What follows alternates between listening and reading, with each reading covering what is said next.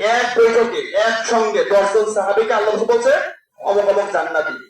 মোট 27 জন সাহাবী দুনিয়া থেকে আল্লাহ রাসূলের জবান দ্বারা জান্নাতের সার্টিফিকেট পেয়েছেন।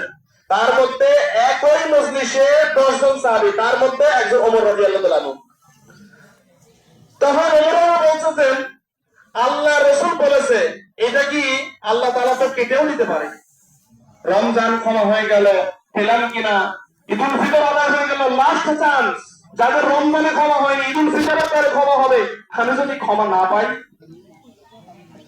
তারা যদি এই চিন্তা করতে পারে আমি আপনি কোথায়, একটু ভীত সন্তুষ্ট হব, কাকত্ব বিনোদে সহকারে হৃদয়ের গহীন থেকে আবেগ নিয়ে, দরদ নিয়ে, ভালোবাসা নিয়ে রবকে জানাবো।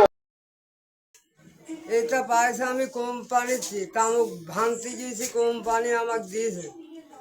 কোম্পানিতে কোম্পানিতে আর এটা গাড়ি দেখলাম, নামাজ পড়তে দেখলাম। এটা পড়ি আমি ঈদগাহ মাঠে নামাজে, বুদ্ধু হোক খ্রিস্টান হোক, ঈদ নিয়ে আমি নামাজ পড়লাম ঈদগাহ মাঠে, মানান করি এও নামাজ পড়লে আমিও পড়লাম। আলহামদুলিল্লাহ। আলহামদুলিল্লাহ। যাক, ঠিক আছে মামা। আচ্ছা, ওকে। আমার মামা ঈদগাহ ময়দানে এই ড্রেস পরে গেছিল। এটা বিডিসি কোম্পানি দিছে। এরা অনেক সুন্দর যত্ন করে রাখে এবং এটা পরে নামাজে গেছিল আর মামা।